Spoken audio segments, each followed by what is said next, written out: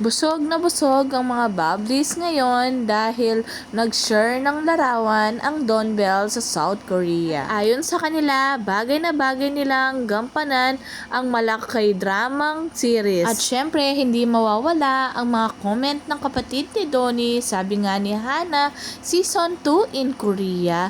Ano kayang Season 2 ang sinasabi niya? Malay natin may Season 2 ang Can't Buy Me Love, ngunit sa Korea naman nila isushoot. Wika nga ng isang netizen, the more I love these two, all pictures of Donbell make me so happy. Despite my problems, anxiety keeps strong and in love for us, your supporters. At dahil close friends din ni Donnie, si Shu Ramirez, talagang napakomment din siya sa post ni Belle. Sabi ay, ang ganda. Napakaganda naman talaga. Kitang-kita ang saya ng kanyang muka tuwing magkasama ang dalawa. Manifesting ang kanilang susunod na proyekto na gagawin ay sana ay malaki drama ang dating dahil bagay na bagay sa dalawa.